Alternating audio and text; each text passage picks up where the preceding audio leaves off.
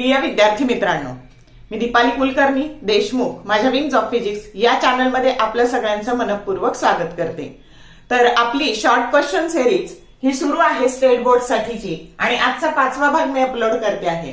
Chapter आहे semiconductor devices. त्यातले सगळे छोटे छोटे प्रश्न आपण कव्हर करण्याचा प्रयत्न केलेला आहे आणि टार्गेट सिरीज मध्ये आपण मोठे 3 मार्काचे प्रश्न कव्हर करतो आहोत।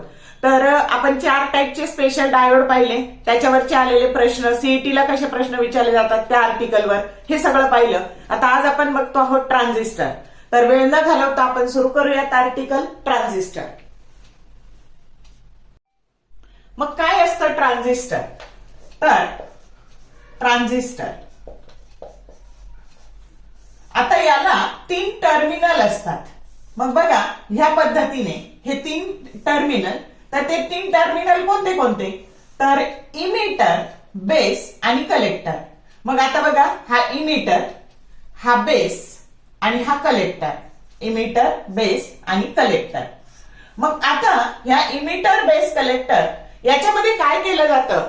तर ट्रान्झिस्टर मध्ये 2, आता समजा पीएनपी आणि एनपीएन हे त्याचे 2 टाइप आहेत। तर पीएनपी मध्ये काय केलं जातं? तर एन टाइपचा सेमीकंडक्टर हा 2 पी टाइपच्या सेमीकंडक्टर मध्ये सँडविच केला जातो आणि एनपीएन मध्ये काय केलं जातं? तर पी टाइपचा सेमीकंडक्टर 2 एन टाइपच्या सेमीकंडक्टर मध्ये सँडविच केला जातो। म्हणजे याला 3 टर्मिनल आणि 2 जंक्शन असतात। हे एक जंक्शन आणि हे एक जंक्शन आणि हे एक जंक्शन आणि हे एक जंक्शन। म्हणजे ट्रान्झिस्टरला 3 टर्मिनल आणि 2 जंक्शन असतात आणि त्याचे 2 टाइप असतात, पीएनपी आणि एनपीएन। आणि याच्यामध्ये याला बायपोलर जंक्शन ट्रान्झिस्टर असं म्हणतात। का असं म्हणतात? तर याच्यामध्ये जो करंट वाहतो ना तो दोन्हींमुळे वाहतो, होलमुळे पण वाहतो आणि इलेक्ट्रॉनमुळे पण वाहतो, म्हणून याला बायपोलर जंक्शन ट्रान्झिस्टर असं म्हणतात। समजलं का? मग आता याचा हा जो इमिटर आहे, समजा पहिला घेऊ आपण पीएनपी आणि दुसरा घेऊ आपण एनपीएन, एनपीएन, एनपीएन। याचं हे इमिटर, याचं बेस आणि कलेक्टर। तर ह्या पद्धतीने मग आता सगळ्यात महत्वाचं तुम्हाला येणारा प्रश्न आधी विचारलं जातं त्याचं सिम्बॉल कसं लिहायचं, त्याचं सिम्बॉल। तर आता सिम्बॉल बघू। याचं सिम्बॉल आहे ना, तर ह्या पद्धतीने काढायचं। सिम्बॉल काढताना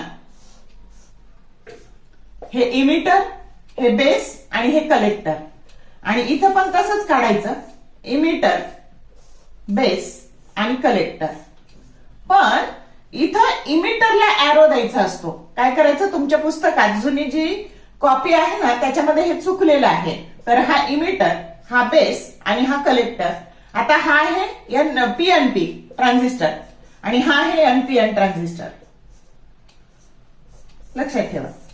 मग आता काय करायचं? तर याचा सिम्बॉल काढताना काय करायचं? याच्यावर प्रश्न येऊ शकतो। तर प्रश्न असा की 1 मार्काला येईल किंवा 2 मार्काला येईल, draw a symbol for PNP and NPN transistor.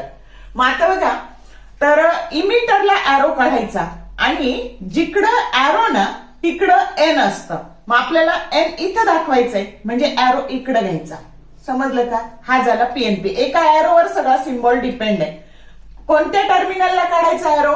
इमिटरला काढायचा आणि आत येताना दाखवला ना तर पीएनपी ट्रान्झिस्टर, आणि आता बाहेर जाताना दाखवलं ना आउटवर्ड की इकडे एन असतं, म्हणजे हे एन आणि हे एन, एनपीएन। समजलं का? या पद्धतीने सिम्बॉलवर प्रश्न येईल की draw a symbol for a PNP किंवा एनपीएन। तर कन्फ्युज करायचं नाही, या पद्धतीने सिम्बॉल काढायचे।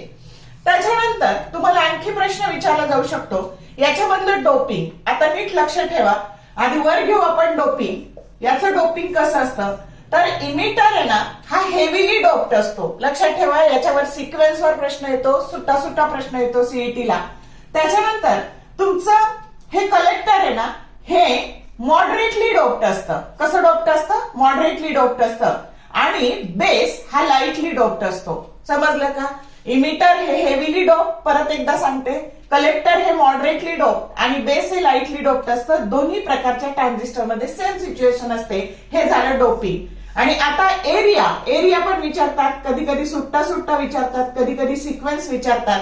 तर मग आता एरिया बघा मोठा कोणाचा काढलाय मी, तर एरिया कलेक्टरचा हा सगळ्यात लार्ज असतो, त्याच्यानंतर इमिटरचा याच्यापेक्षा छोटा एरिया काढलाय हा मॉडरेट असतो आणि याचा एरिया सगळ्यात स्मॉल असतो. समजलं का? एरिया वाईज जर बोलायचं झालं तर कलेक्टरचं घर सगळ्यात मोठं असतं, त्याच्यानंतर इमिटरचं घर 3 खोल्यांचं असतं. आलं लक्षात? हा आलेशान बंगला असतो, हे 3 खोल्यांचं असतं आणि बेस मात्र बिचारा एकटाच खोलीत राहतो. असं एरिया वाईज जर लक्षात ठेवायचं तर असं ठेवायचं, डोपिंग वाईज लक्षात ठेवायचं तर असं ठेवायचं. याच्यावर सुट्टा सुट्टा प्रश्न किंवा सिक्वेन्स तुम्हाला विचारली जाईल, त्यामुळे नीट लक्षात ठेवा. समजलं का?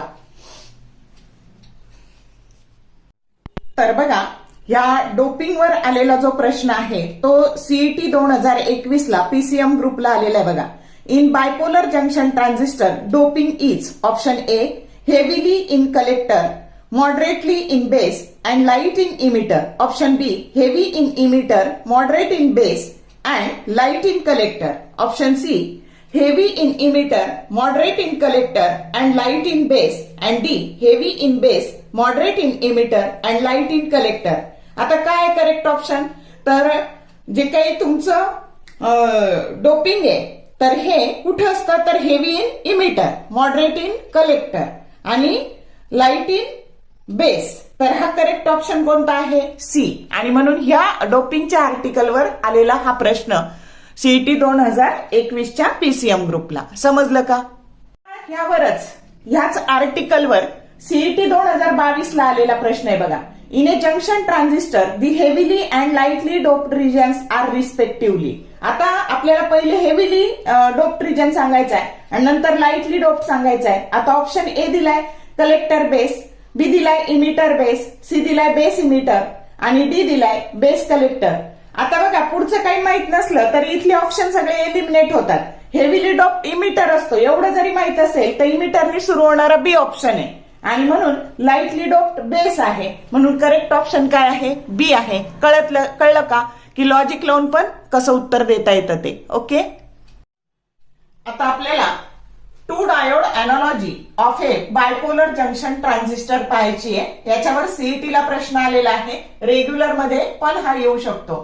तर आता बघा ज्या पद्धतीने जेव्हा असं एन एकत्र आणले जातात, हे 2 एन एकमेकाला कनेक्ट करतात, इमिटरचं एन आणि कलेक्टरचं एन, तर त्यावेळेस ही जी अॅनालॉजी आहे ही 2 diode analogy for PNP transistor असते. आणि जेव्हा तुम्ही 2 पी एकत्र करता, इमिटरचा पी जंक्शन आणि कलेक्टरचं पण पी जंक्शन असं एकत्र करून जोडता, त्यावेळेस याला 2 diode analogy of a bipolar junction transistor for NPN transistor असं म्हणतात. तर नीट लक्षात ठेवा, ही डायग्राम देऊन याच्यावर सीईटीला प्रश्न आलेला आहे, तर तो आपण आता बघणार आहोत. तर बघा सीईटी 2024 ला आलेला प्रश्न आहे. An NPN transistor can be considered to be equivalent to 2 diodes connected. The correct figure out of the following is. आता बघा ए फिगर आपल्याला एनपीएन साठी काढायचंय. ए फिगर आहे त्याचं पहिल्याचं पी हे पहिल्याचं एन हे दुसऱ्याच्या पी ला जोडलेलं आहे म्हणजे ते इनकरेक्ट आहे. बी फिगर मध्ये दोन्ही तुमचे एनपीएन आहे तर दोन्ही पी एकत्र जोडलेले आहेत, इमिटरचं आणि बेसचं, म्हणजे बी डायग्राम करेक्ट आहे. सी पण रॉंग आहे आणि डी पण रॉंग आहे आणि म्हणून करेक्ट ऑप्शन हा बी फिगर आहे आणि तो बी ऑप्शन दिलेला आहे आणि म्हणून तुमचा करेक्ट ऑप्शन काय येणार आहे? बी येणार आहे. समजलं कसं करायचं ते? तर म्हणून ही 2 डायोड अॅनालॉजी महत्वाची आहे. आता आपल्याला ट्रान्झिस्टरचं कॉन्फिगरेशन शिकायचंय. ट्रान्झिस्टर 3 प्रकारे कॉन्फिगरेशन त्याचं असतं. Common emitter configuration, common base configuration आणि कॉमन कलेक्टर कॉन्फिगरेशन. तर बघूयात आपण. आणि हे आपल्याला पुढच्या गोष्टींसाठी पण याचं नॉलेज असणं गरजेचं आहे. याच्यावर आलेला एमसीक्यू म्हणून सांगते तुम्हाला. मग आता जो कॉमन इमिटर, म्हणून इथं इमिटर कॉमन केला आणि जो कॉमन केला त्याला ग्राउंड करायचं. मग आपण 2 साठी बघणार आहे, पीएनपी साठी पण आणि एनपीएन ट्रान्झिस्टर साठी पण हे कॉन्फिगरेशन बघणार आहे. मग आता बघा या पद्धतीने इमिटर कॉमन केला, हा बेस आहे, हा कलेक्टर आहे. पीएनपी मध्ये जिकडे ऍरो तिकडे एन म्हणजे इकडं ऍरो. समजलं का? आणि इमिटर जो कॉमन करायचं त्याला ग्राउंड करायचं. इथं सेम तसंच, फक्त इथं एरो या डायरेक्शनने दाखवावं लागेल. म्हणजे इकडं पण एन, इकडं पण एन आणि इथं पी. समजलं?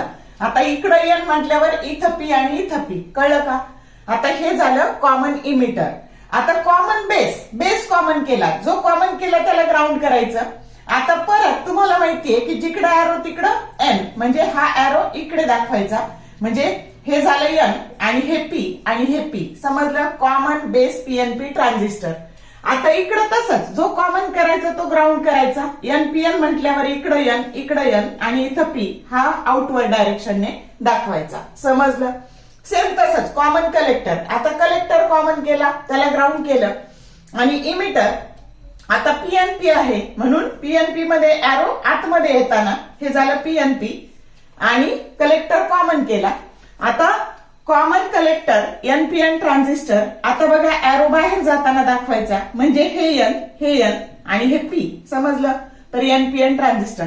आता ह्या सगळ्यामध्ये सगळ्यात महत्वाची गोष्ट काय, तर कोणतं कॉन्फिगरेशन सगळ्यात चांगलं, तर कॉमन इमिटर एनपीएन ट्रान्झिस्टर हे सगळ्यात चांगलं. दिस इज व्हेरी गुड कॉन्फिगरेशन.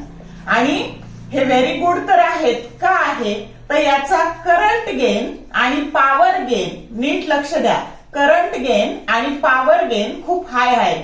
समजलं का? तर या पद्धतीने ह्या कॉन्फिगरेशन मध्ये common emitter NPN transistor is very best. का?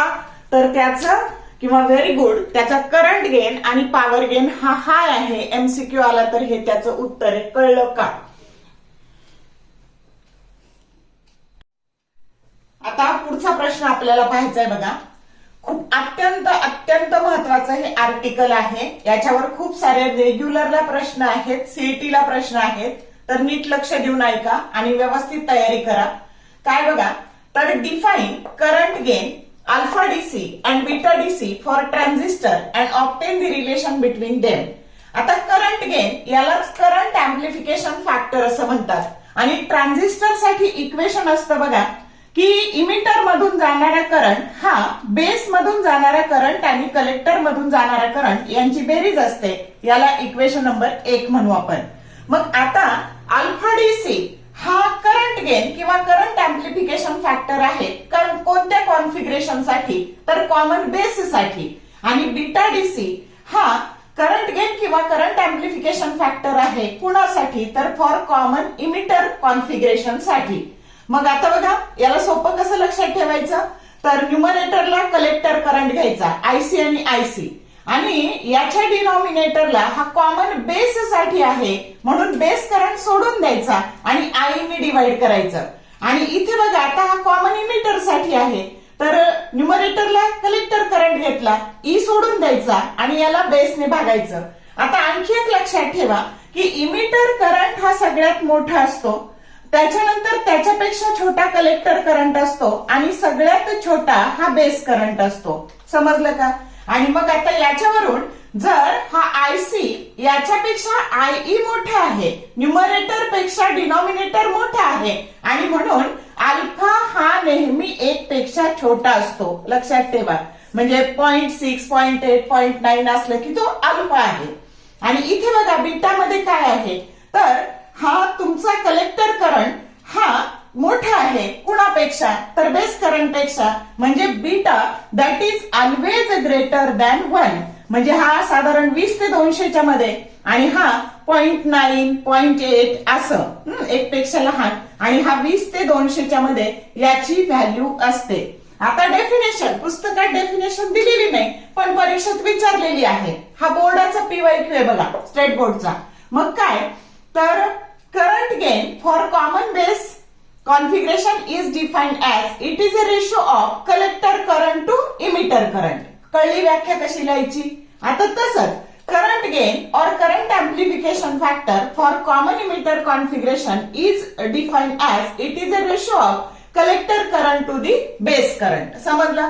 आता यांच्यामधलं रिलेशन आपल्याला ऑब्टेन करायचंय. मग त्याच्यासाठी काय करायचं, तर त्याच्यासाठी हे इक्वेशन घ्यायचं ट्रान्झिस्टरचं, IE that is equal to IB plus IC, याला म्हणा इक्वेशन नंबर 1. आणि प्रत्येक यातली जी प्रत्येक टर्म आहे डिवाइड ईच 1 बाय IC. याला कशाने भागायचं? IC ने भागायचं. IC ने भागलं, याला IC ने भागलं, याला IC ने भागलं. मग आता ही कशाची व्हॅल्यू आली? तर ही आली 1 अपॉन अल्फाची व्हॅल्यू आली, ही 1 अपॉन बीटाची व्हॅल्यू आली आणि हे आलं 1. आता डायरेक्ट ह्या फॉर्म्युल्यावर सीईटीला प्रश्न आलेला आहे. आता मी याचे सगळे प्रश्न काही घेत बसणार नाही, व्हिडिओ लांबच चाललेला आहे. याचे तुम्ही जर सेमीकंडक्टर डिव्हाइसेस या चॅप्टरला माझ्या विंग्स ऑफ फिजिक्स या चॅनलवर प्लेलिस्टला जर गेलात तर तिथे सगळे PYQ याच्यावरचे घेतलेले आहेत. मग आता एक रिलेशन आपल्याला मिळालं. आता आणखी दुसरं रिलेशन, आता मी हे रफ करते बघा.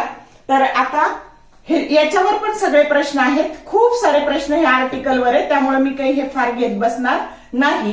तर तुम्ही ते प्लेलिस्टला जाऊन बघा याचे. मग आता बघा, हे एक रिलेशन याच्यावर प्रश्न आहे. दुसरं relation 1 upon alpha minus 1 upon beta that is equal to 1. ह्या रिलेशनवर पण प्रश्न आहे. आता अल्फा आणि बीटा मधलं रिलेशन आपल्याला मिळवायचंय. मग आता काय करायचं? तर ह्या इक्वेशनला आपण अरेंज करू. मग 1 upon alpha that is equal to, इथे बीटा एलसीएम घेतला आणि 1 प्लस बीटा, आणि म्हणून अल्फा बरोबर काय मिळालं? Beta divided by 1 plus beta. हे झालं अल्फा आणि बीटातलं रिलेशन. इथं सगळ्या ठिकाणी डीसी लिहा. समजलं का? या पद्धतीने आपण ऑब्टेन केलं. आता 1 बाय बीटा विचारलं, तर 1 बाय बीटा विचारलं तर काय करायचं? 1 by beta that is equal to 1 upon alpha minus 1. मग दॅट इज इक्वल टू बघा, मग आता अल्फा जर एलसीएम काढला तर 1 minus alpha that is 1 by beta and therefore beta that is equal to alpha divided by 1 minus alpha. समजलं का? तर या पद्धतीने ह्या इथे पण सगळ्या ठिकाणी डीसी असं लिहायचं. तर अशा पद्धतीने आपण हे सगळे रिलेशन मिळवलेले आहेत. हे याच्यावर प्रश्न आहे, याच्यावर प्रश्न आहे, ह्या रिलेशनवर प्रश्न आहे, डिरेक्टली फॉर्म्युला बेस्ड. याच्यावर प्रश्न आहे. समजलं का? आणि आणखी एक फॉर्म्युला सांगते तुम्हाला, तर तोही अत्यंत महत्वाचा आहे. तर तो beta DC minus alpha DC divided by beta DC into alpha DC बरोबर किती? तर याची पण व्हॅल्यू 1 आहे. हे 5 फॉर्म्युले चांगले करून ठेवा आणि याच्यावरचे न्यूमरिकल्स पण चांगले करा. तर अशा पद्धतीने हे सगळं करंट गेन किंवा करंट अँप्लिफिकेशन फॅक्टर याच्यावरचे आलेले प्रश्न, सीईटीला आलेले फॉर्म्युले सगळं मी व्यवस्थित घेतलेलं आहे. तर हा 5वा भाग जर तुम्हाला आवडला तर लाईक करा, शेअर करा, त्यानंतर कमेंट टाकायला विसरू नका. चॅनलला सबस्क्राईब केलं नसेल तर सबस्क्राईब करा, जेणेकरून येणाऱ्या व्हिडिओचे नोटिफिकेशन तुम्हाला मिळत जातील. चांगली अभ्यासाला सुरुवात करा.